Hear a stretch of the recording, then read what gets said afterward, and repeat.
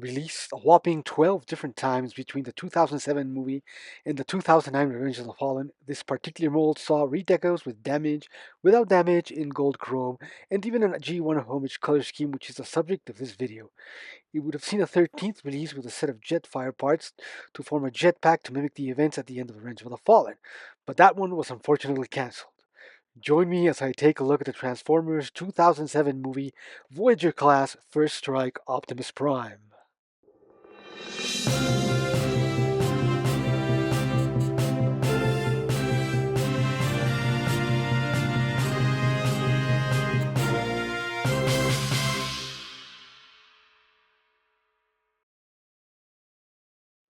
Hello, Collector's Corner here. Today we'll be taking a look at the 2007 Transformers the movie Voyager class First Strike Optimus Prime. This is a repaint of the original Voyager class Optimus Prime, done in a more G1-y, in I quote, air quotes, G1-y color scheme. Though honestly, it's very orange and not quite G1-y, and yeah, it loses all G1-ness from the robot on the robot mode. So yeah, but still, it's a nice figure overall. Here we have him in his truck mode, his Peterbilt truck cab with a sleeper. Very nice all around. It does have gray plastic, kind of shiny gray, but still gray plastic. Gray, very gray grill with the smallest Autobot logo you have ever seen, right there. Yeah. Nice rims. All 6 tires. Have the chill hitch on the back. No lights, no painted lights, but they are molded. At the top, some gray lights over there. What else is gray? Smokestacks are gray. It's gray, gray, gray. Even the lines of it gray, which kind of shiny, silvery gray. Bottom, yeah, you can see some robot parts. Nothing too egregious though. Oh, yeah, that's pretty much it for his truck mode. But he does have some interesting features here, which we'll take a look now. We'll take a closer look into his cab. You can see a driver with a cowboy hat. I believe he's meant to be the voice of Optimus Prime, Peter Cullen. You see from the front in there. Yeah. And it has an interesting feature where if you open the door here, only this side opens. This side does not open. But if you open this side door over here, he disappears. And when you close it again, he comes back and untabs everything. Because why not? But yeah, you can. There he is. You can open it up. It's not there. And when you close it up, he comes back. The second feature in truck mode, for his second feature, that's his attack mode. To get him into attack mode, you are going to want to flip that smokestack down, fold out the toolbox and the gas tanks, rotate them forward, and fold them in, and rotate the smokestack forward for the gun. And second, the other side, fold it out, hold it out, rotate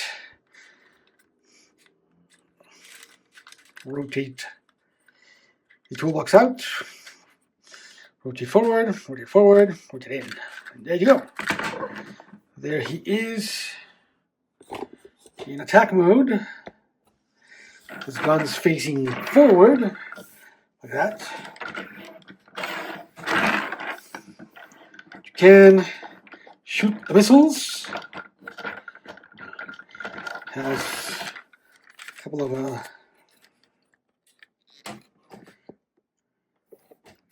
a couple of triggers there on the inside of the guns. And if you press the trigger, it shoots the missile. It's a very flat-headed missile. The blue body. Yeah, it inserts below the smokestack into the gas tank, like so.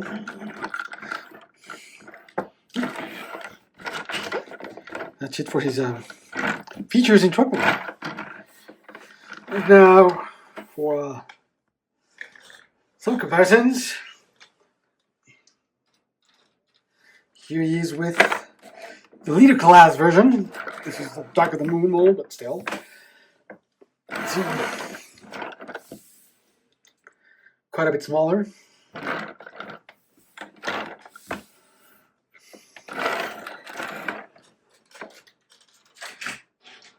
Here he is with the deluxe mold from Revenge of the Fallen, Dark of the Moon. This is Dark of the Moon deluxe mold. Done in lots of chrome. Here he is with the original movie Bumblebee.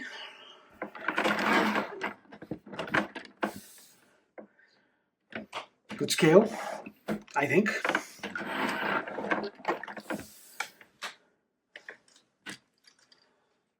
Here he is with Studio Series Bumblebee. Yeah, he's really, really tiny. He's very, very tiny.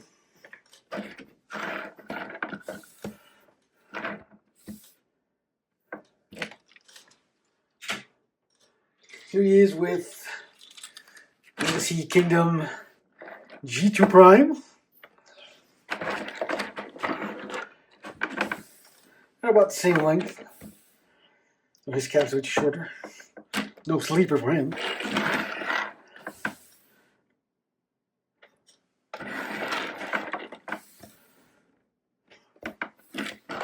And last but not least, here he is with Studio Series 86 G1 Optimus Prime.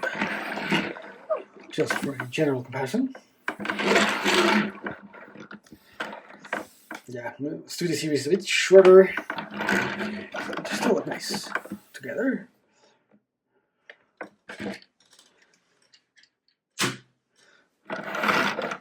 Yeah, that's it for his truck mode. Not a lot of features, but he does have a couple of interesting ones. So now, let's move on to transformation. So for transformation, bring the smokestacks out again. Rotate the tanks out. So you're going into attack mode. Flip them down. And then you want to pull up the sleeper to disengage it. Fold all of this backwards. You want to come down to the bottom, pull out his arms, like so, and untap them from under the cab, like so. And that'll let you drop his legs down, into his torso, like that. Let's do this. Now for his feet, you want to pull out his feet from the bottom. This will, since he has the automorph gimmick, once you pull that out, I'll do it again, like that. So when you pull the foot out from the cab, the sleeper, it'll automorph the rest of the leg panels, like so. Pushes in that leg panel. Should move that one out. Oh, there we go. Move that one out, like that. Then you can rotate the whole lower leg into position,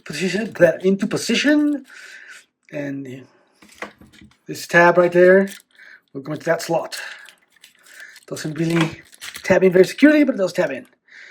Now you can rotate his foot forward and come down here and pull his heel out, rotate it back. Do the same thing on the other side. Rotate his foot out. The automorph kicks in. Rotate the shin around and tap it in. See, you don't like to peg in all that securely. Rotate his foot up. Pull out his heel. And now he can stand. Now for the wrist. Torso, you want to rotate his arms up. You want to open up the panel, pull it all the way back. Rotate the arm down and it'll tap into place right there. And you want to rotate this panel around to cover, oh, it's supposed to be that there. You want to rotate the panel around to cover the arm, like so. Rotate the bicep so the arm is correctly positioned. Second reverse, that's inside.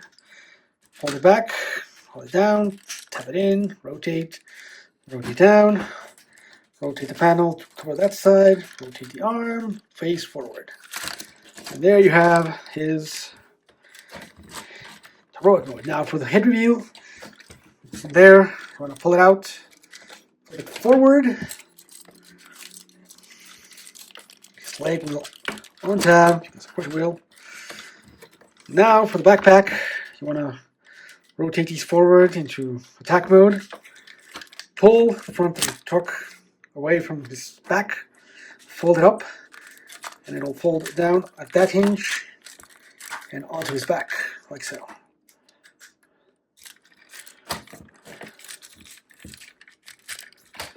And there he is in robot mode.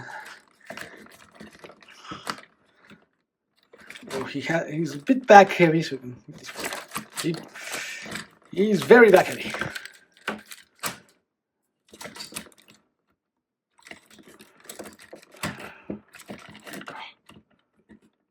Okay, if you like to stand, yeah, I think there he is. There he is in his robot mode. So tall, there you go. There he is in his robot mode. Nice looking robot mode, featuring the lines Allspark Blue. So, yeah, let's get in closer to some details. Go up. Look at his head. There is his nice sculpted head with the Allspark blue eyes and his yellow vents there. Silver mouthplate. He does have light piping in the back. Kind of works when there's a light source. Let's see if we can get it to work. Yeah, not really. Well, sort of. You can see it there. He's kind of wanting to light up. Kind of. Anyway. So taking a closer look at Prime. Got the really bright Allspark blue highlights there on his shoulders, chest, lights. Down on his thighs. Just some yellow paint apps on his forearms.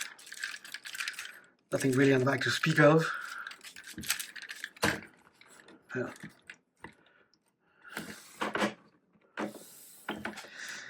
Anyway, articulation, because he can rotate left, can rotate right, but can't go around because his chin gets in the way. Can kind of look up if you move the whole panel. Can't look down. His arms move up. They can rotate all the way around. They can butterfly forward due to transformation, so he can push his arm across his chest like that. He does have a bicep swivel. He does have an elbow at 90 degrees. And he does have a wrist swivel, a wrist ball joint actually. Rotate and it can move inward. No waist because of how he transforms, which is kind of sad. He can't kick forward with a ratcheted joint. He has rotation at the thigh. The outer panel moves around. And he does have a knee. That thing would stay tabbed. He does have a 90-degree knee bend around the tire, like so. You can untab the rest of the leg, but that looks weird. And it's very annoying. And his feet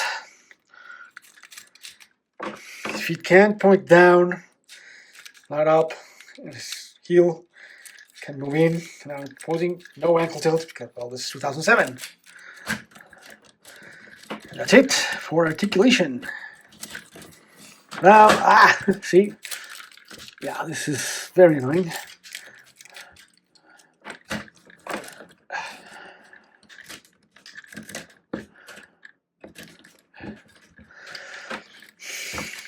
You can, if you want to, remove his guns. They do peg in there with that hole into that peg, but he can't hold them. Again, that hole with a peg in his arm.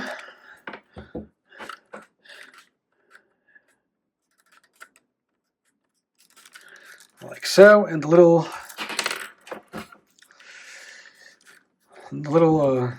fin there just kind of fits into his hand, but it's not gripped or anything. It just, sort of kind of fits there. Again.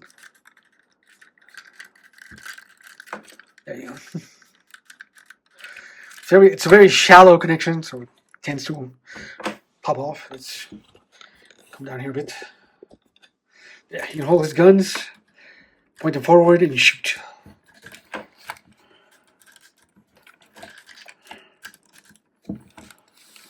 Like that.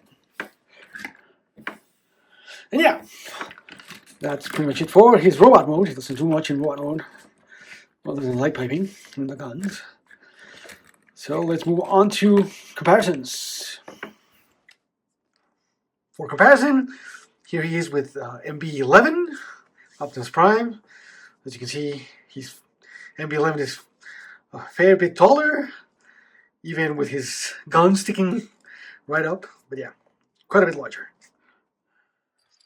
Here he is with the original movie Bumblebee. Here he is with Studio Series Bumblebee.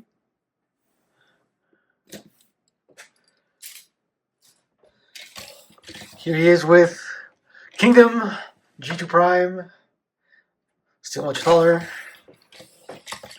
And here he is with Studio Series 86 Optimus Prime. So overall, he's okay. He has some shortcomings. The lack of waist really takes down points on him. His wrists are a bit limited. His hands just can't hold anything.